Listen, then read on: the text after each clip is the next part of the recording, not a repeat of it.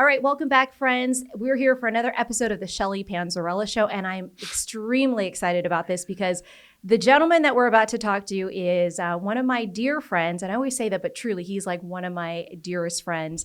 He's also my partner in crime in our business. He's my business partner with Prosperity Lending, and honestly, he's the guy that's always behind the camera, so I'm really excited about the fact that he has decided to come out behind the cameras and in front of the cameras.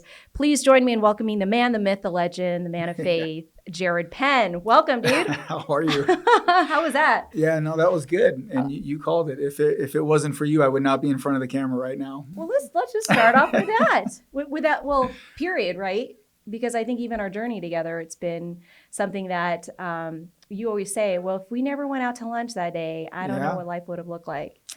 That was crazy. Yeah, that was that was bizarre how that happened. I feel like things happen for a reason when they're supposed to happen, and that lunch was supposed to happen that day. And here we are, 15 years later? Yeah. It's crazy. I mean, I think even that and trying to count time, because I've lost track of time of how long we've actually been. I mean, I call you my work husband. I know my husband sometimes like, why do you call him that? I'm like, I really do see him more than I do see my... Sometimes, yeah. Sometimes. But 15 years that we've been together, and maybe that, at the time we weren't really into the divine intervention type stuff, but maybe really that was his plan for us then, because it was one of your best friends that I saw at a bar. Yeah. Not that, this was a while ago. It was a charity event. Back when we drink. I saw him at a bar and he's like, hey, you need to reach out to Jared. Yeah. And it was at that point, for me, I was at Wells Fargo and I was like, hey, my intent was I had to continue to recruit all the time. Not that I didn't love recruiting or Wells Fargo, but you were one of the people that I sought after. It is crazy how that happens. Yeah. And when you say we've lost track of time, I've always told people, I feel like it's dog years in mortgage. I've been doing it 18 years, but it feels like 40. I mean, it really it feels like with everything that we've gone through with, foreclosures and everything that happened in our market back in the day, and with rates going up now and the shifts and the turns, it does feel like we've had a whole lifetime of doing this, but it's really only been 18 years. Well, and would you want to do it over again if you were to? I would. I mean, I think everybody for the most part would. I would, as everybody says, make some changes, but if I would have made those changes, would I be where I am today and who I am? I mean, that's a lot to think about, and my dream was always to play professional baseball, but I always joke. Oh yeah. But I always joke with my parents, like, what if I would have died in a bus crash on the way to a AAA baseball game? I mean, so it's hard to say that, you wish you could have done this or that, because I'm still here and I got a family and, so I try to just focus on that, and I'm here doing this for a reason. So yeah, if I would have made those changes, I might not be who I am today. Who knows? Don't you think now more than ever we understand, okay, there's a different calling for it. In the beginning, we talk about like it was all about, just we were all over the place, different. I mean, our world looked different even from a team standpoint, but where we came from to where we are today, it definitely prepared us for where we are today. Yeah, I mean, I think a lot of that is we had to go through those rough times and have those relationships fail and deals fall apart and frustration or frustrating moments to kind of appreciate and to be where we are today. Yeah. When you're in it, you don't realize that. But looking back, and just like with the market today, I know in 5 years we'll look back and go, what did I learn from that time? And you'll go, oh, this is why that happened to me. This is what I took from it. Yeah. And I don't think it's bad when bad things happen if you learn from it. If you don't learn from it and you don't grow from it, then it was horrible to go through whatever it is, And to your point, when you said it's been like this for us, because 15 years we went through. I mean, you joined at Wells Fargo, so that was post housing crisis. That was literally as it was kind of going on. Yeah. And then we jumped out of Wells Fargo. But that whole thing there was a crazy time. I know for me, I know you and I at some point, we'll talk a little bit about the builder business, because I think that's something that for those that are lenders today, I think for you, you're known as the builder guy, but we'll talk about that. But that time in our life. I remember August specifically where we were like in Arizona, away from our families, week on, week off, or actually it was weekend off, week on, Yeah. right? We were living in Arizona and trying to close all of those deals for one of your builders. You remember that? Yeah, we didn't we didn't make much progress being out there. I mean, if anything, I feel like I don't know. I understand why we went out there, but I don't think they wanted us there. Yeah. We were trying to light a fire. It didn't go over well, and I remember doing a lot of grunt work. Yeah. Moving one file to another file, putting this away, shredding this. Yeah. Go get dinner for people, things like that. Which wasn't the intention of us being out there. Yeah. I don't know if we had an intention actually. I think the intention was to help by all means necessary because the processing department was just on fire. Yeah. And we said, we don't know what to do other than just go there and help. Yeah. At the end of the day, I don't know how much help we did, but we learned a lesson that day, right? That week is, okay, things are a lot worse here than we think they are. We don't have much control over this. And I think it was probably at that point that we said, maybe we need to look at moving on to a different opportunity. Well, that was actually what prompted me. I remember, so kind of full circle on our business, because that was for a builder, which was Harmony Homes at the time, Yeah, right? I wasn't actually a part of that at that time. The builder business, we were just right. closing out, Yeah. and we had 100 units to close for them because of that tax credit. Uh-huh. And it was honestly, I remember calling some of my partners or friends in the business, like, hey, if we can't get this closed, we got to figure out a way to get these done so that for the sake of our buyers, that this gets done. And I think that's always been instilled in us, ingrained in us, whatever, that it's always been about our clients and serving. Like, we were literally flying out Sunday night to go to Arizona, staying all week away from our family. And our kids were young then. Oh, yeah. I mean, your kids are still young, but It's like young. 2, yeah. Yeah. And then we'd fly home Friday night, spend time with them. Honestly, probably not even spend time. It was really just to relax and rest. And then Saturday, and then come Sunday again, we flew out. That was for a whole month. Yeah. Yeah. The funny part is at the time, I don't remember being so bad. It was enjoyable. It was like, Yeah. hey, I'm traveling for business. Yeah. I'm flying with friends, and we're going to have some dinner and stay in a hotel, and it was different and fun. And Yeah. if we had to do that today, I don't know that I would have the same attitude to do that. I would agree with you because we're so into like structure and rituals. And I mean, as Family. we've aged, family for Yeah. sure. As we've aged, I think there's a little like, I'm traveling this weekend and for me, I'm like, oh my goodness, it's going to take like a couple days just to rebound from 2-day travel, Yeah. and You still do travel a lot. maybe more so than you, but I don't think I travel A lot more. Yeah. But you still do a lot for business. And you don't? No, I don't. I really, when was the last time we traveled for business? I can't even remember. Last year for the President's Club. But that's a trip, right? That's Yeah, fun. Me that's and my travel. wife, and Yeah. we're having fun. I'm talking about like we got to go Business, somewhere. We have to fix something. We have to jump in. We have to motivate. Whatever. Yeah. You still do that, I do. but you enjoy that part of the business. I do, and now that I don't, my daughter's at home or not at home. She's in college. It's much easier now that. Yeah. And this is actually kind of cool. So, I don't know if you know, Southwest has this thing called the Companion Fair. I've Or heard of it. companion I pass? just don't think I've flown enough to. Okay. So we signed up. This is our first year. I don't know where we've been this whole time, but first year in getting it, and we're for this flight that we're heading out for this weekend. I booked it as a companion, and it's like $11 to travel with Rich. That is Like awesome. finally, Yes. So we'll be looking to travel a little bit more. Did you have to spend a lot of money to get that opportunity to though? his, no, we actually, it's one of those like get the credit card and get a free companion fare. So we'll probably not use it. next Okay. year. So it's only Unless one we do. time, Yeah, 1 year.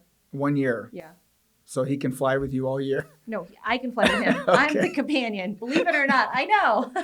That's funny. So yeah, those little things that your spouse holds over your head. You want to go travel with me? Yeah. Anyways, I digress. So tell me a little bit about what you did before mortgage. I was I was a water boy. You're like on the sidelines of the Yeah, like Patriots? like Water Bobby boy? Boucher. No, I worked for Sparkletts Water. for 6 years.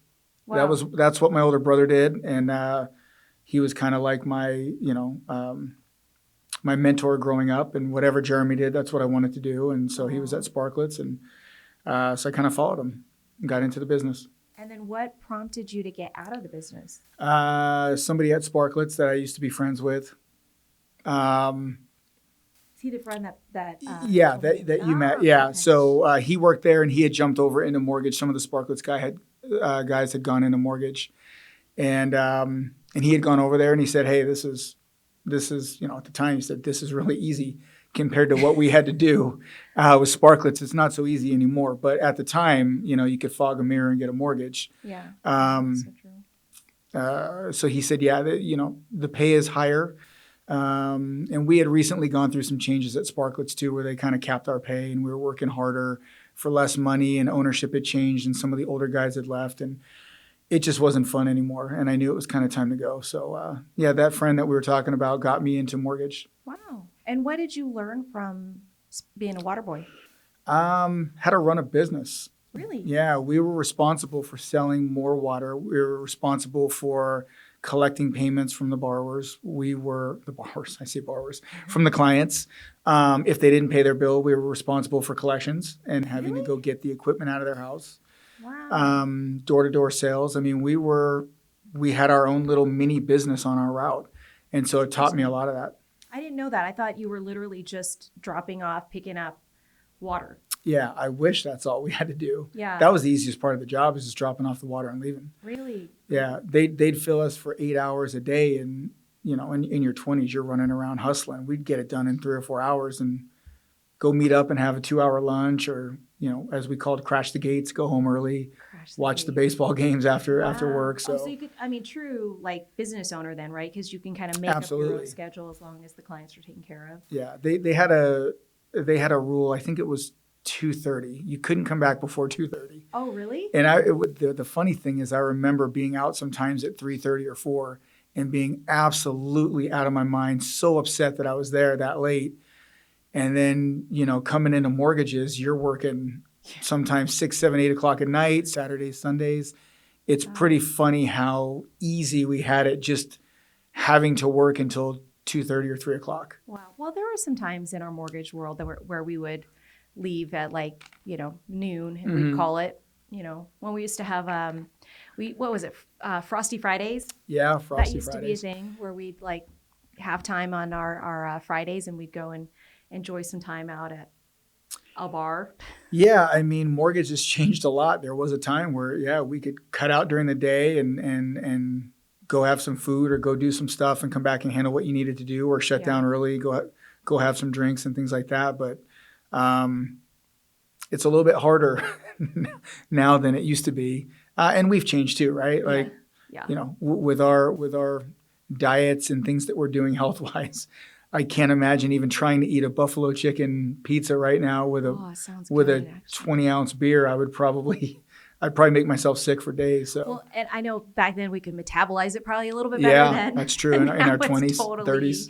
It's totally different. But I remember that used to be something we used to always, it'd be like, okay, half day, literally half day, because we'd be slower at the time. Yeah. Relative to today. And when you're in your 20s and 30s, you just want to go have fun anyways, Yeah. You kind of work to have fun. Yeah. Do you think you'd change that in the business? Or in our business? You mean not doing so much of it that we did, or doing more of that now? Both. I think I wouldn't change it back then. Would have been a little smarter about some of it. But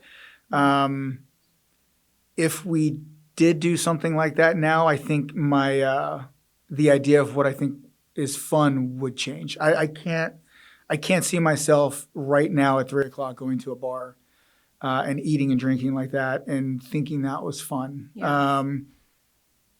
Shutting down early and going to, a movie with the team like we did, or with customers, doing a charity event. I'm really dating myself here, but going to a museum or something I've never done before, even like a mob museum. Yeah. Something interesting that kind of gets my brain sparked, I think would be fun. Going to a bar right now, I can't think of anything worse than going to a bar and having a few drinks and just the noise and the smoke and I'm just at a different place in my life. But yeah, I mean, sure, it would be fun to cut out early on days and go do something fun, and team building and things like that, but different. And we do that. I mean, We do. We probably don't do as much of it. Yeah. But that's because, I feel like at this age, most of us are parents and things like that. And we're just at different points in our life where what I think is enjoyable, you may not think is enjoyable, or somebody else might not think is enjoyable. So what would be great is if we could find those things that everybody enjoys doing and doing more of those. Well, and I think we're trying to get to that point, right? I know I talk a little bit about the shift coming out of COVID and into our new office. I mean, that's been a huge culture shift, I think, for us too, right? Just getting into the office. And I'd love to talk about that because I know it's been, a lot of people, a lot of businesses have struggled in getting back into the office, so to speak. There's a lot of articles out there on why it's super important. I think for us, at least personally, what I've identified is I have more energy. I'm a lot more productive, even though I don't really have anybody at home that is distracting me. There's just a different level of pace when you're at home For sure. than when you're in the office with a lot of the lights on and people talking and laughter happening and whatever the case may be. But that was a tough decision, right? You want to talk a little bit about that? It was. It's that creativity, right? I mean, I read a story about Disney, which I sent to you several years ago, that Disney felt that it was more creative with people in an environment together, brainstorming, talking, having a good time than they were sitting at home doing their jobs. I thought it would have been easier for me coming into the office more. And maybe it's just because the kids are at home right now. It is tougher when you've been at home for 3 years to just stop that all of a sudden and go in. Even as simple as, you'll laugh, but with the meal plan that I'm on, I have my sandwich but now I have braces. And so now I have to water pick my braces after I eat. And when you're at home, it's just run upstairs, you knock it out, you brush your teeth, you're down, back to work. Yeah. I feel like in the office, it's okay. I got to pack everything up. I got to bring it in there. Then I got to go do it in a public restroom. Yeah. So sometimes I really don't brush my teeth after I water pick. I'll just go back in because it's weird brushing my teeth in a public bathroom and, things like that. So just even simple changes like that I didn't think about, you would have to deal with and focus on going back into the office. So I know it's been tough for some of our teammates. They have their own sandwich water pick issues that they're more comfortable with at home. So I get that. But at the end of the day, I think we'll all be better for it. And at some point, I think that's where the industry is going to go. Yeah. It's funny, the kids' clothes nowadays. My son said the other day, he wanted jorts. Do you know what jorts are? They're jean shorts. Oh. Now, when he was growing up, he would have looked at a picture of me back in my 20s with jean shorts and said, "Dad, you are like boomer, unbelievable. I can't believe you used to wear this stuff." High-rise pants for girls are back. They're from the 70s. Way to wear them, yeah. Flare jeans, which I've never been a fan of, are back, right? So I think us coming back into the office, and I say that because, again, us coming back into the office, I think that's where the industry's headed. Yeah. It was like, hey, we're all in the office, and then, we don't really need to be in the office. Well, now here we are a few years later. Yeah, we really should be in the office. Yeah. And so I think that's coming back as well. The more people I talk to, the more people want to be back in for that creativity. I think it's important for what we do. Well, and so outside of the fact that you have, the water pick and you have the sandwich and the structure and stuff like that, what do you see the benefit in being in the office? Oh, I do. Yeah. When I'm at home on days where it's really slow, at the end of the day, I feel like I didn't accomplish anything and it was a wasted day. When I'm in the office, that phone could ring just as many times or less, but I felt like I accomplished something because I was out of my house, having communication with people in the office. Sometimes simply just going somewhere, makes you feel like you accomplished something, right? Yeah. Even if it's just on a Sunday going to the grocery store. Yeah. Okay, I got out of the house. I did something I was supposed to do today. Yeah. So for me, I've definitely noticed a difference. Yeah. Well, I know it's, and we talk a lot about this, like it's like turning the ship because it's not just, hey, we're bringing you back into the office, but oh, by the way, we are going to want to do charity events. Oh, and Yeah. by the way, we want to have a team meeting and a celebration meeting mid-month. And we also want to do client appreciations, and we want to do all of these things, which I think we didn't do for many years. Right. And so although it seems, as we talk through it, like who wouldn't want to have a client appreciation? Who Right. wouldn't want to have a bi-weekly meetings with your team? It's something that it's still hard to like, oh, we have to go. Oh, another meeting. Oh, we got to go to these charity events. I feel our team is embracing it, but I feel it's also been very hard. For sure. I can say that you and I have been talking about one-on-ones with our team, charity events, and client appreciation for probably over 2 years. It wasn't until we got back into the office that we were actually able to make these things happen because we're there. Yep. So if we're there, we might as well be doing stuff. Right. So we've done, just in the few months that we've been back in the office, we've done a client appreciation.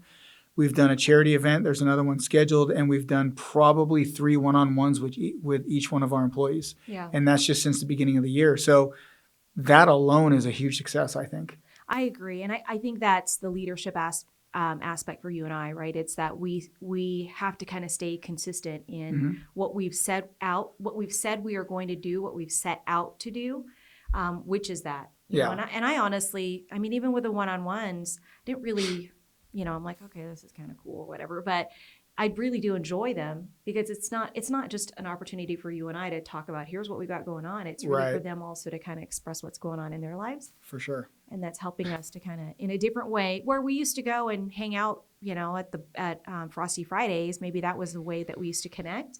This is kind of a different way to connect. Yeah, you and I have one-on-ones like daily. I feel like that's why I'm laughing because we're I mean, if not every day, every other day, what's going on, something that's come up, we've talked. And so it is important, I think, for us to do that with our team as well, because they have stuff they want to talk about. Yeah. And I think that's the shift, right, is that we have to get them to that point. And we're going to look back on this day like a year from now maybe and say, remember when we used to like have to pull you guys to come into the office, and remember those one-on-ones and you used to hate them and whatever, and then everybody's just laughing and joking around and enjoying it, That's what I'm hoping. I'm hoping in when things calm down, or should I say pick up, and we're full steam ahead and everybody's max capacity, we're gonna sit them down and go, now, do you guys understand now why we opened up maybe a little bit sooner than some would have thought we needed to or hoped for? But I think I'd rather be on the earlier side of the shift than chasing it.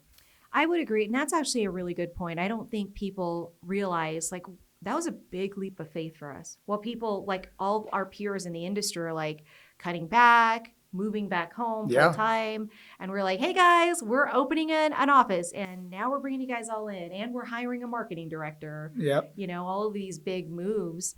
I mean, even I think for you and I were like, are we doing the right thing? I think we both individually heard too. Really? You are? Yes. Like right now you are? Yeah. I know our corporate downsized. I have 2 friends in the industry that shut down their offices and they're working from home. I remember you telling me a real estate agent who you respect very well was like, you're really doing that right now? Do you think that's wise? Yeah. But I also remember telling you that we either want to do this the way that we want to do it and that we think is the right way and the best way, or we don't want to do it at all. And I think I stand firm in that. Like if you told me I can never work in an office with a team that inspires me again, I would say maybe this isn't the right career for me anymore. I need to be around inspiration. I need to be learning. I need to be growing. I need to be full of passion, or else, what are we doing? Well, and I think we've had, like, that was a heart to heart for you and I. Like, because I share this story a lot. Like, there was a point in time where I'm like, maybe we've hit the end. Like, maybe this is where the road led us. I wasn't sure if you wanted to talk about that on here, but yeah, I mean, I've talked about it. I like that major financial whiplash for me of like, we were all here on the high of making the most income we've ever made in our life. And then all of a sudden, the rug gets pulled from underneath us and we're like, what the heck? Yeah. And I know we had the conversation of like, listen, we either have to make a decision that we are going to move and grow forward, or we need to just thank each other for the time that we've had and Yep. and kind of cut the chains and like be done with mortgages. Yeah. Yeah. For me, my income being impacted as much as it has been tough. But I think the bigger impact has been my purpose. Mm. My purpose for so long was doing a mortgage. Somebody would call me, they needed help. I'd say absolutely and jump in and help somebody out and close the deal. And then obviously we get paid and that's great. There have been times in my life where I wasn't making a lot of money, but I was so busy helping people and my purpose was fulfilled. I didn't think about the money. But when you're not making money and your purpose isn't being filled, that's where it's been tough. So, in a normal month where I'm doing 15 or 20 deals, now I'm doing 4 or 5. I have a lot of extra time on my hands to think about what am I doing? Like I'm not fulfilling my purpose right now. So for me, it's really been that. Is some of it about the money? Absolutely. And I probably more than it should be and too much. But not fulfilling a purpose, I think, has been a tougher struggle because I do enjoy helping people. Yeah. I really do. And when the phone's not ringing or there's not enough people to help, or the phone's ringing and you can't help the people on the other line because the payment's just too high, that's been tough. So what are you doing to work through that? God, man, spiritual. Having faith and just knowing that this is part of the plan and what's he trying to teach me from this, Yeah. So I didn't mean to, you asked me, I'm telling you. No. I don't know who's listening to this, but I mean, I'm just being honest, and Yeah. I've privately told you, I think this is part of the purpose and I gotta trust the process. He's teaching me something. For sure. Sometimes you always wonder, okay, if the door gets open, it gets open. I mean, I think for everybody out there, they know that I'm faith-based. You all, honestly, I'd love to talk a little bit about this because I don't know I lose a lot of people right now. No. I don't know. No, hopefully this is what keeps people on. I don't know if our relationship would have been the same and this journey to this point today based off of even last year had we not had the same type of had we not had the same business partner in God, to be honest. Like I'd say it like that. I think we'd still be working things out, but I don't think we would. I feel like we've grown closer in the last 9 months because of that. I think we'd still be like, oh, we're still together. I can't retire. You can't retire. Let's just stick it out. The kids need us, like right? That wonderful marriage. Yeah, exactly. Like you're kind of together because it just makes sense. There's nothing better. Yeah. But I think what's made it stronger is that, the faith for both of us is like, we're having a conversation one day and the next day something happens and we're like, see, like this is a reminder we're on the right path and we need to stick to it. So a lot of marriages last just because there's nothing better for them to do. But the marriages that I feel the strongest are the ones that are constantly trying to improve, communication's good, and you find a common love, a common goal, common passion, and I think work marriage, right? I think we've found that in the last 9 months, where before it was like, we just work together, let's make as much money as we can and ride this out as long as it goes. I feel like it's shifted. Well, and I think that's also shifted in our purpose around, and honestly, and in our practice, because I know like the hard decision to open an office, like I think we both said, hey, we need to pray about it. I don't know that Absolutely. we've ever had that for me. I was like, well, okay, we're going to pray. Yeah. Like, what does that even look like? And then it was kind of confirmation when, they shut down the office and stuff like that. And it was like, all right, I think this is confirmation that this is something we need to do. And my favorite thing to say is lean into it. Right. Yeah.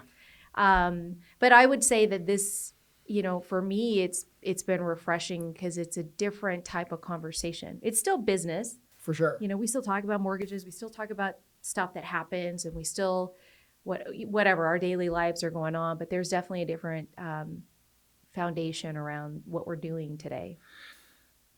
That's something that I've always held close to the vest, and not a lot of people know about me. is how religious I am. Even when I strayed away a little bit and wasn't, maybe as good as I should have been, that faith was always there. And in my readings recently, it said, like, what would you tell people about yourself if you didn't have to hold back? And I feel like in this industry, or really any industry, when you're in sales, right? Like, you need the consumer, you need people to want to buy your product. And I feel like sometimes you can't always be your true self. And that's something within the last 6 to 9 months, I've said, you know what, the hell with it. Like, I just want to be myself. And if you like me, great. If you don't, that's okay too. But I've tried it the other way. And it's a double-edged sword because people still don't like you and you're not being your true self. Yeah. And then that's real misery, right? Mm-hmm. I think I can handle if I'm being myself and somebody doesn't like me for it. I think I can handle that easier than if I'm being somebody I think they want me to be and they still don't, come over, so to speak, and work with me. I think that's where I was really setting myself up for failure. Well, and it's hard to hear you even say something like that because you've been in the business 20 plus years, right? Yeah. 20 years. And, almost, yeah. I mean, you have an impeccable reputation, almost close to mine, but I'm just kidding. Better than it's mine. True, yeah. No. You have an impeccable reputation for being somebody who, from the builder world, you're always, whether you're part of the builder business side of it, you're always preferred builder, backup builder, or preferred lender on that.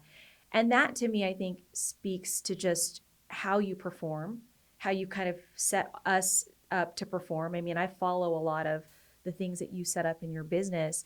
And so I think to some extent, I think you're not giving yourself enough credit on that. But I do understand, like, there comes a point where you're like, hey, why am I still begging for you to do business with me? And maybe Right. begging's not the right word. Right. I know what you mean. Yeah. And I think having the foundation of confidence and courage with God as the background, I think that changes things now because you have definitely shifted where it's not about, oh, I need this deal, I need this realtor to work with me. It's now like, what can I do to help them, the realtor specifically? Or now I'm just trying to build relationships. And that's where I think I say, if I'm being true to myself and I can help somebody, great. Mm-hmm. If I'm being true to myself and there's not a need for that, I have to be okay with that. And as crazy as that sounds, I work to earn a paycheck for my family. So it's hard to actually say, I'm going to be my true self. And if that doesn't turn into dollars, that's okay. But that's where my mindset is right now. And I'm trying to take from this what I can and learn from every gained opportunity or every missed opportunity. Again, I do feel that things happen for a reason to push you in a certain direction. 100%. People are in your life to guide you where you're supposed to go. And it does no good to fight it. Like, right. It is what it is, you know? And I've lost a lot of really good friendships over the years that at the time has really broken my heart and made it tough. Looking back, as we talked about earlier, I understand why things happened that way. This happened because of this. And I'm better for it, Yeah, I always say there's a reason for each season. And you sometimes in this season or as you're transitioning out of that season, it's always hard to understand. Mm-hmm. But I think as you mentioned, when you look to understand what it is, the lessons or the gifts or whatever it might be that has through those hardships or the seasons, you'll find it to realize. I've told people that one of the hardest things to do was short selling my house back in 2012 when I did. My son was born in that house, and watching people come by to buy it at auction, to watch my wife cry and everything was the hardest thing ever. And I felt like a complete failure for my wife. If you ask me now, what did I learn from that? That's when I started saving money. Mm-hmm. Now financially, we're more, we're better equipped to handle what's going on right now because I learned that lesson back then. So one of the worst times of my life in a sense of like losing something that, I'd worked so hard for was one of the best things that ever happened to me. Right. So you have to look at things like that. As long as you learn from it and grow, you'll look back and go, all those bad things, those worst times of my life were actually one of the best things that ever happened. Well, and I think that's the difference, right? It's the perspective aspect of it. Some people can't see the gift. Right. Or even if it's years down the road, which, I'm sure the savings aspect didn't happen overnight after you sold the home. Years down the road to realize, hey, that was the lesson. Yeah. And some people may not, they could be There's a lot of blaming. lessons. Yeah, sure. Yeah. Overspending. Yeah. Even though we feel like we're kind of being reset in that for sure, that mindset today in this economy. Well, let's talk a little bit about that. So I'd like to talk about the market. What your thought is on what it was. I don't know if it was pre-COVID, because it really did happen for us in COVID, to where we are today, specific to the market. And you as a lender, those listening who are buyers, like, what would you say is the biggest thing that you've learned from this shift in the market, or what you see as a shift in the market? Man, that's a tough question. Don't cry. No. Yeah, it's not that. I'm trying to figure out how to answer it. Ask me that question again. I mean, I'm really trying to. So what do you feel is the biggest change in the market coming from, let's just say, rates, low interest rate environment to the higher interest rate environment today? So I have two sides of this. One is a side for us as originators, and one is a side for somebody who doesn't own a house. For me as an originator, the biggest impact with what happened during COVID is every single person in my database refinanced their home into a rate in the low 3s or 2s. Now, unless you have to do something, or you're getting divorced or moving, or something unforeseen, you're not doing anything again. Even the people that own those homes are trying to keep them as rentals. So there's less inventory on the market, where normally they say, hey, we want a new house. We're going to sell our house, buy a new one. They're going, man, this rate's 2.75. I'd be crazy to let this go. This is an investment. Yeah. So that's impacting the amount of transactions, the need for transactions. When everything was going on back then, I didn't see that. And I'm frustrated with myself, because I had learned so much from the first crisis, but the first crisis was completely different than the second crisis, right? Uh-huh. I wouldn't even call it a crisis. I mean, people have great rates. It's a good problem to have. Right. But it's caused issues in the economy. So that is one thing I wish I had seen coming. I couldn't have done anything to change it, right? Don't refinance, But yeah. I think for the people that don't own a house, their biggest issue is qualifying. I mean, you have somebody that has an $800,000 house at 2.75.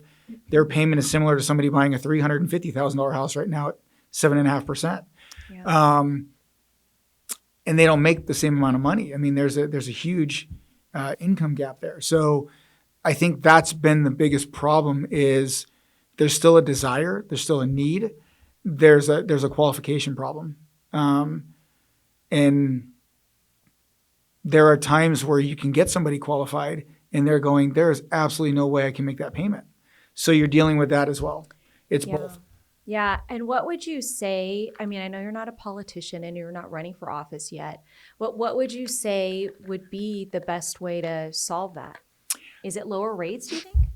Honestly, I don't know. I've thought about this a lot. Yeah. Because I think if I had the answer, I would run for office, because you'd probably win, right? I don't know how this solves itself. I think when rates drop, you're going to have another stampede of people wanting to buy a home. Sales prices will start. And what is the seller going to do? They're going to start bumping their prices up. Yeah. People are going to start paying over appraised value, and we're going to cause another problem. I don't know what the solution is. Maybe it's just, and I hate to say this, but maybe it's to slowly bring rates down instead of going from 7 to, hey, inflation's great, and now we're going to be at 4.5. Yeah. Which would help us, right? You and I, selfishly. Maybe it's to go from 7 to 6.5 and pause. And then go from 6.5 to 6 and pause.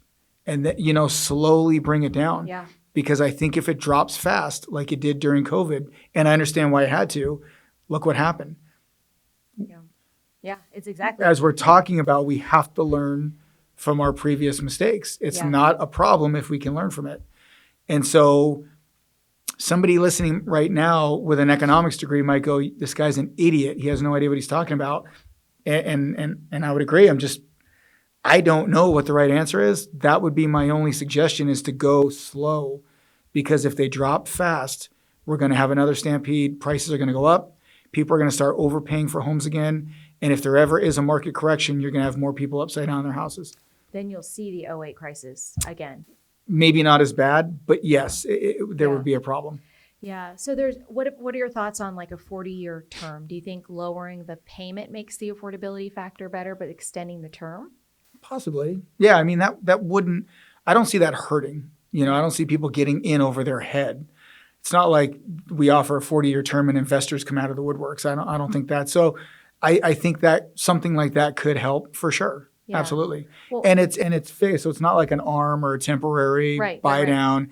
It's, hey, you'll probably die in the house, right? But you just make this payment for 40 years, the house is yours. Yeah. So yeah, I could see that being a benefit. That could help. And some people are also talking about builder credits to get builders to build more homes. So we have more inventory to kind of stabilize the sales price aspect of it. And then I remember. But can we talk about that for a second? Yeah. And we work with a lot of builders, so I want to be very respectful how I say this.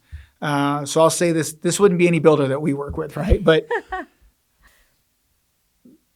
big corporations are trying to maximize profitability. Yeah. And so if they have more homes to sell, they're going to bump the prices up. I mean, we see it right now where home prices in some builders are going up $5,000, $10,000, $15,000 for every 2 or 3 or 4 sales. So if they had more inventory and they kept doing things like that, that doesn't help a buyer at all with affordability. But doesn't that slow down demand though? Because I think the big issue right now is like with the builders that we work with, they release only 2 to 3 homes a phase now. Right. But what if they were to release 6 to 8 homes a phase? Then the demand over that, they couldn't really get the higher sales prices because they've got 8 homes that they could offer where maybe some are sitting there. You know what I mean? Yeah. Versus the 2 that are like, you got 8 people waiting for these 2 homes. But if you have lower rates, more people are going to get out there, buy those homes. Prices will go up more. So maybe it's some combination of all of that. Yeah. More inventory, a little bit lower rates, plus time, just slow things down a little bit. Yeah. Make homes more affordable, but slow it down so it's not this crazy pace. Yeah, I do agree that the pace has to happen slowly to come down. I think that definitely has to be where we're like, no, drop them like it's hot right now. We need it all today. Honestly though, are you? Because as much as I'd like to make more money, if tomorrow my phone was ringing off the hook and I had to do, during COVID, I was doing 50 deals a month. Let's say I was doing 25, just like coming back into the office,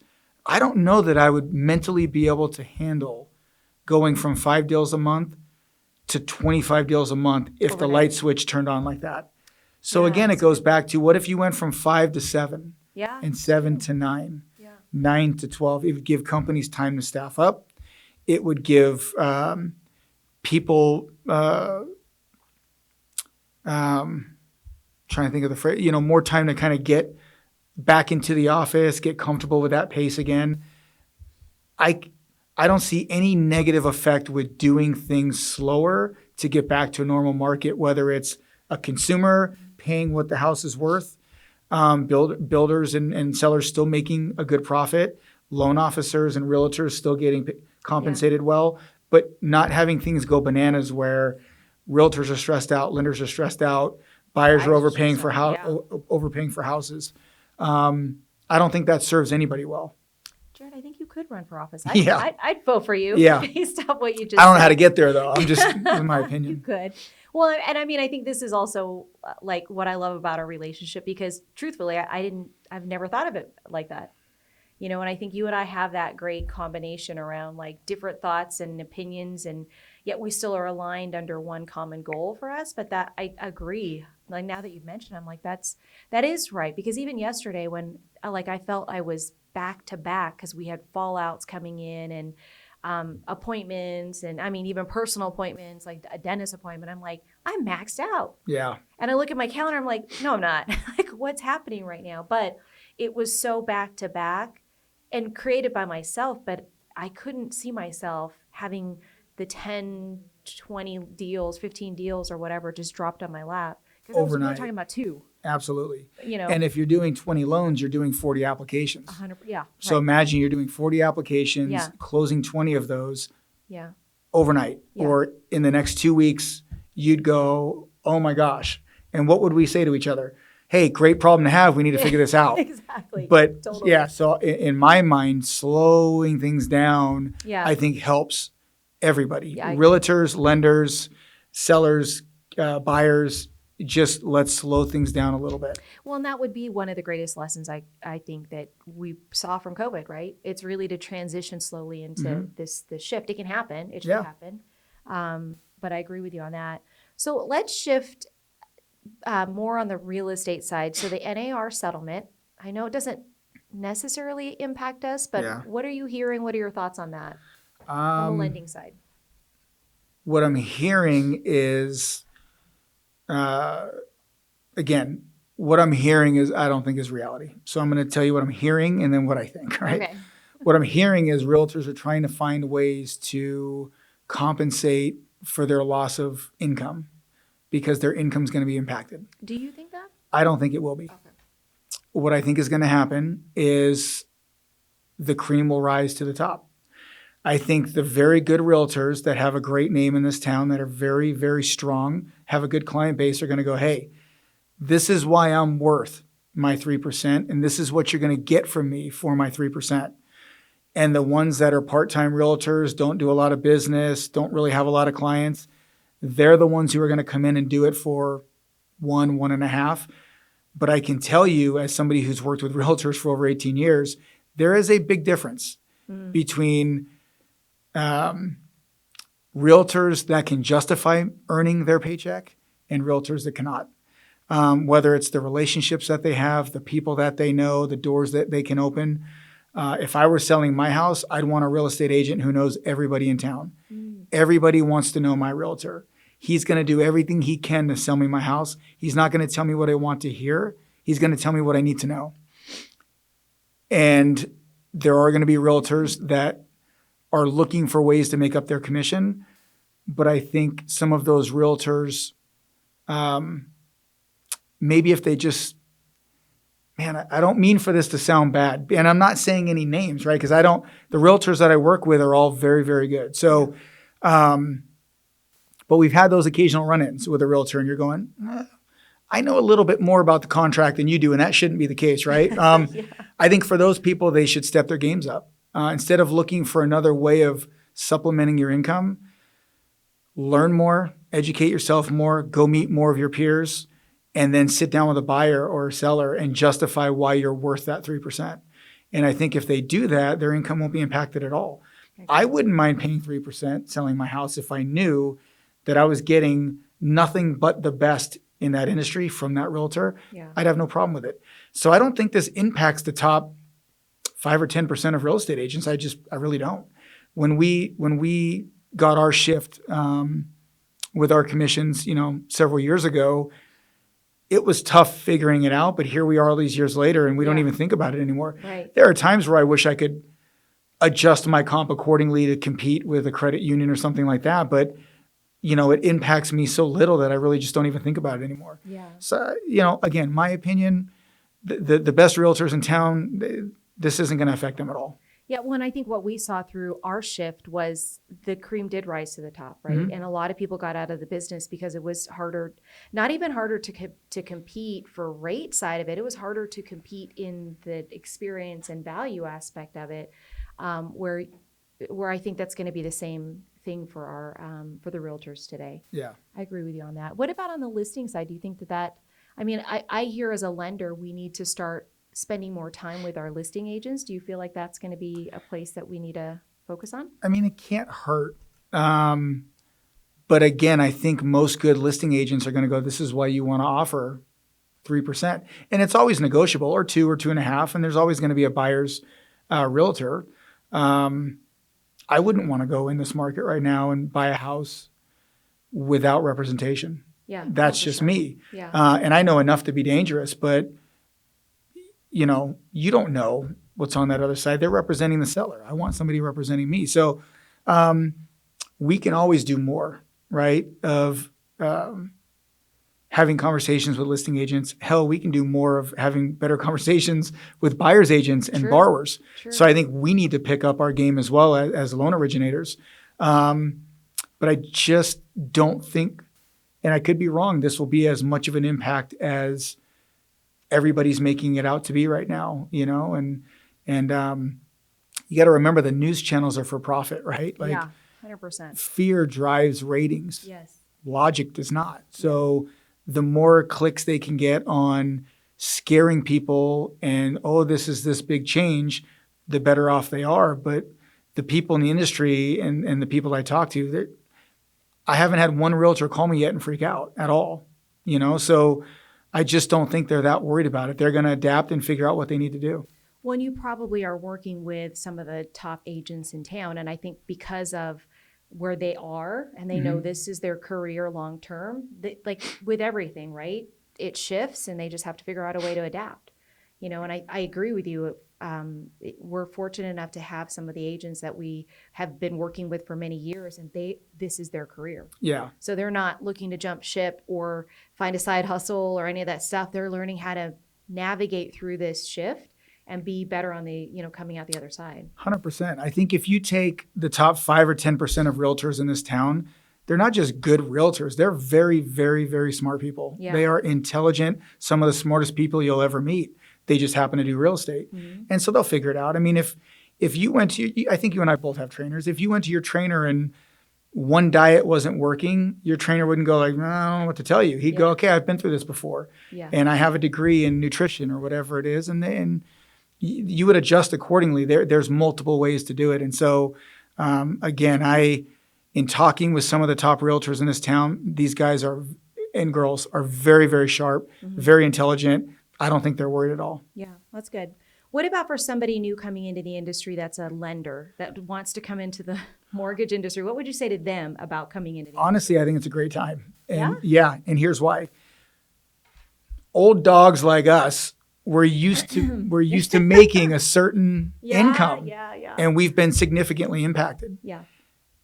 You could make 6 figures in this market. And for most people making $50,000, $60,000, $70,000 a year at their job, for them to make 6 figures is like life-changing. So a lot of people in our industry might go, man, I made $100,000 last year. This is terrible. You have some people getting into the industry going, are you joking? I just made $100,000. Yeah. I can send my kid to private school. I can get that extra car my family needs. I can start saving some money, whatever that is. I think it's a great time. You get in while it's slower. There's more time with realtors, have conversations. People are less busy. Yeah. I'm looking at this as like, this would be a great time to get in the industry. If you could do 2 loans a month for, again, old dogs, that's a failure. That's like, I got to pick my game up. For somebody new going, man, I did 2 loans this month. That's phenomenal. Yeah. And that's where you and I started is 1 loan a month. Then it was 2. Then it was 3. You work your way up. So I think it's a great time. Well, so, and I don't want to give us a plug, but I will, because a shameless plug, because I do think, I mean, even for me personally, you know, it started off with me recruiting you and you were a loan officer on my team. But in this transition of 15 years, we flipped and honestly became business partners. And then you were really more a mentor for me because I had to learn how to truly go out and originate loans. And I would say you are really the best in the business from that standpoint. And so anybody listening who's thinking about joining a team, coming into the mortgage side of it, I would definitely encourage you to reach out to us. Jared doesn't have social media, but he would definitely be somebody that he's been a great mentor for me to learn from. And I say that truly with love because everything you do, I'm like, what are you doing? Because I need to do it. And we're, you know, to some extent equals, right, from that standpoint. Right. And it's only because you've built such a great reputation and you do business the right way. And I think anybody even if you're in the business today and you just need to up your game or you just need to hit a different level, like reach out to us, reach out to Jared and get to know all of what the old dog over here does to grow his business. Anything you want to say on that? No, I appreciate it. I mean, I feel like I've adapted over the last 18 years, and I'm not today where I was when I started or halfway through my journey. Yeah. I'm in a different place, but to that point, I have a lot of information about, you know, what to do, what not to do. You know, a lot of people in this industry will teach you how to make money, but they won't teach you how to handle success. True. And unless you've ever experienced the stressors that can come along with success, you don't want to go through that. So I would say, whether it's me or Shelly or anybody else, find somebody who's very successful in this or in any industry. And it's equally as important to learn how to deal with success that it is to be successful. That's great. That's going to go on your social media post Yeah. that you don't have. No, That I don't have, yeah. I agree with you, though, and thank you for sharing that, because I do think that you can go at it alone, right? But you will be 10 times more powerful when you have somebody who's already carved the way, built the path, whatever you want to say, that can help you and guide you through that. I don't know that we had that. I mean, I think we had each other from that system. No. Yeah. I mean, we've kind of fumbled and stumbled along. Yeah. There was nobody doing what we were doing as we were coming up. And honestly, I don't even know that they would have thought to pull us aside unless they had their own struggles. So I think we just fumbled through it, and thank God we're both here, and we're smarter for it and wiser, and you know. I agree. So. Well, I want to shift out of the business side of it and talk a little bit, since you talked about us being old dogs, and I'm assuming you're referring just to yourself, I but am, yeah. old dogs and also like personal training. You talked a little bit about how our shift from pizza, the buffalo chicken pizza and beer, to protein bars and water and eating every 2 hours. But I want to also talk a little bit about, because I'm pretty open about my shift in like hormone therapy. And I know this is something new for you. Yeah. Not that you're doing hormones like I'm doing hormones, or maybe you are. No, not yet. If you're okay to open that door on what it's been like for you, and honestly, how you got to the point where you're like, I need to do something different. I think it was through many conversations with some of my peers that are a little bit older than me, my trainer, my doctors, enough commercials with Doug Flutie and people going, that you just got to feel a little better. Yeah, Nugenics or whatever. Yeah. So I've recently started taking testosterone. This morning actually was my 5th shot. That's probably why you can't shut me up on this thing today. I'm a little, if you would have caught me yesterday, I wouldn't have said much. There's been a lot of positives. There's been a couple of downers. I think my body's just trying to process what's going on. How long have you been on it? This is my 5th week. So I'm going into my 5th week. Today was my 5th shot. So there have been days where I'm going, man, I had no idea how bad I felt before. I was just, because I feel so good.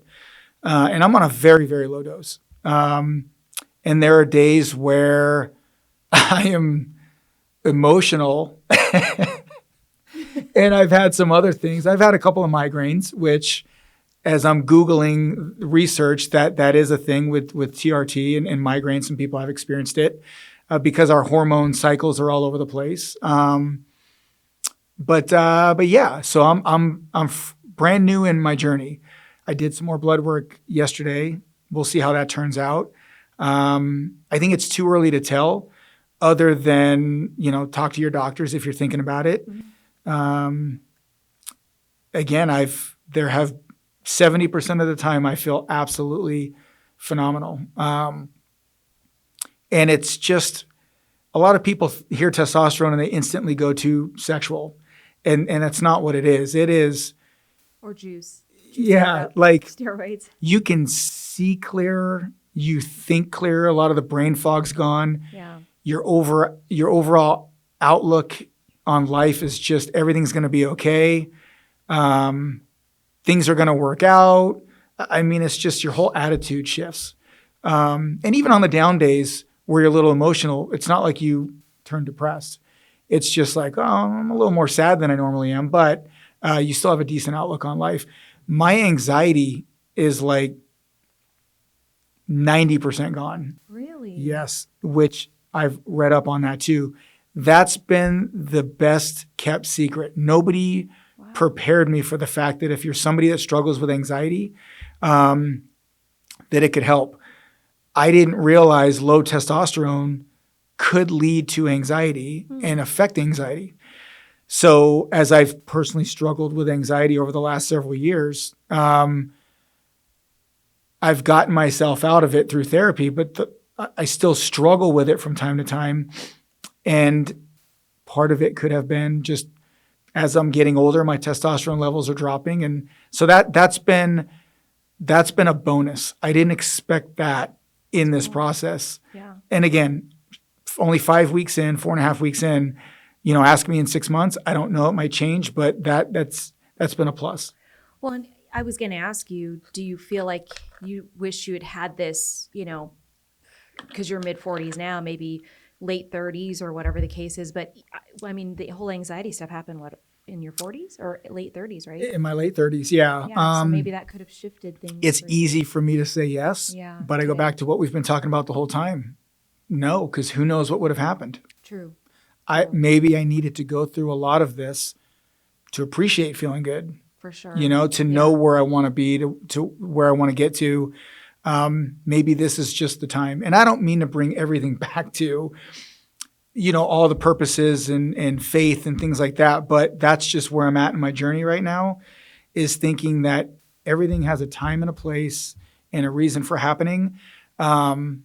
So with my struggles, would I have liked to have less anxiety and things like that over the last several years? Of course. But I think it's molding me into ultimately who I'm supposed to be. Yeah. I never forget that this is where you could get me emotional, but we're past 60 minutes, so maybe we just cut all this. No. But I've been to some really dark places. But looking back, if there's somebody that I can help that's going through it now, maybe there's a reason I'm going through this. Yeah. And it's to help somebody from not taking that final step of maybe ending their life. And if I could do that or help just one person, then everything I went through was worth it because I'm still here. Absolutely. And I would agree with you on that. I think it's been amazing to watch the journey that and I'm grateful I've had the opportunity to see your ups and downs, and that we've been able to kind of, we've been together through it. And I'm grateful that, I feel like you definitely have come out well on the other side. And I love your new purpose and passion that you've been screaming about. I mean, and I don't mean like Chatty Cathy screaming, but I do feel it's so different for you, and because it helps inspire me as well. Every time I lose that sense of what the heck am I doing this for? Oh, I got to do all this stuff. And then I get a phone call from Jared, the daily phone call of my pep talk. And that goes both ways. I mean, there have been times that I'm down and I'll talk to you, and that just goes back to surrounding yourself with 100%. The best people, people that are all pushing in the same direction, trying to be positive, staying positive. I think that's important to have those people in your life. I agree wholeheartedly, and I'm grateful that you're one of those people for me. So what is next for Jared Penn? I don't know. Mortgage industry for sure, right? We don't have an exit strategy yet. No, I mean, my focus this year has truly been on meeting new people that I don't know, nurturing some relationships that I already have that maybe I haven't nurtured. Because my sole focus has been on, I need to meet and surround myself with people that are in my industry and that do my business. This year, I don't want to do that. And I've been focusing more on meeting people that are outside of my business. There are a couple of people that I really get along with well, and I thought I never see these people. I never see them. And so I've made a conscious effort this year to schedule lunch with those people, to schedule coffee and dinner with those people, and to nurture those relationships. Even though it won't bring me one penny of income, I don't care. Yeah. I just think that's where I'm at. I want to meet new people. And I've privately told you this, that maybe there's somebody important in both of our lives that's supposed to bring us to where we're supposed to be that we don't even know yet. Right. And that's kind of cool. Yes. Yeah. With anxiety, there's enough times where I'm thinking, oh, the world is falling apart. Wouldn't it be cool to flip that and go, I'm going to meet somebody today that's going to be the next biggest person in my life, and I have no idea what's going to happen today. And I think that's super cool. And I think that's where my focus is to continue to do a good job, be where I'm needed to be, whether it's professional or personal. But I want to go meet some new people. I want to continue to learn from people, educate myself. I'm starving for that growth, and that's where I'm at. So for anybody, I know you're not on social media. So what would be the best? It's the third way? time you said that. We're trying to. If you haven't, like, he's amazing on camera. So, and behind the scenes as far as all the other stuff. But what would be the best way for somebody to connect with you? They could just call me, get a hold of you. Call me, maybe. Yeah, get my, reach out, get my phone number. I mean, so I'll drop his phone number in the description below. Yeah, give me a call. Reach out to Shelly. She'll tell me, hey, somebody's reaching out to you on social media. And listen, maybe one day I'll be on social media, but I feel like if and when I have something important to say, I'll say it. I don't want to be drowned out by all the other people saying the same. Does that make sense? Like I don't want to go with the flow. I want to be different. And listen, if I'm on social media talking about mental illness, nobody wants to hear that, in my opinion. So I would, I think this is probably where you and I may differ on this. You have a lot of great things to say. I mean, I haven't gone long on my on my podcast before, so you have a lot of great things to say in all areas, and so I would encourage you to lean into that, because I mean, even my own personal journey with family members who have had anxiety, their mental health is a big deal. It is, yeah. And I think to hear how you walk through it, how you've come through it. I mean, and I know there's some times where you're probably like, I still suffer from it today, but you are night and day different from when we were all going through that with you. Yeah. And so they always say you're best prepared to serve the person you were before. And you've had an amazing journey. And I think there's still more for you to achieve, but you definitely, I would stop the limiting belief on that, because people need to hear you, man. Yeah. Seriously. Yeah, that's something to think about. If I were ever on social media, it wouldn't be talking about the market, talking about rates, talking about why you should buy a home. Even though that's what I do, I feel like there's enough people that are giving that message.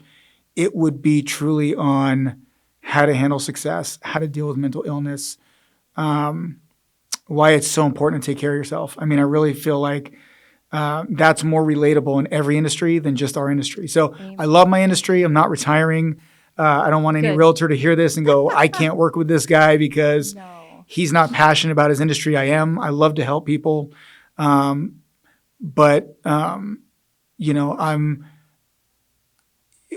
Talk to me about mental illness and how it affected me and how I could help you. And I could talk to you for 5 hours. Talk to me about where you think the market's going. I'll give you my general 5-6 minute spiel, and then let's move on to something more important. Your wife, your kids, your spouse, your family, your church.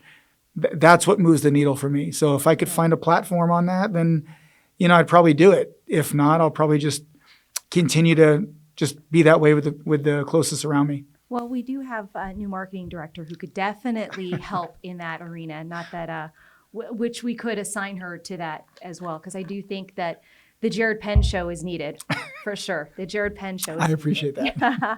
Well, I want to say, I'm going to close this. I appreciate you, and I love and respect you. I'm so grateful that you were able to come in here on, Monday notice and come in. And I'm just grateful for our partnership. I'm grateful for our friendship.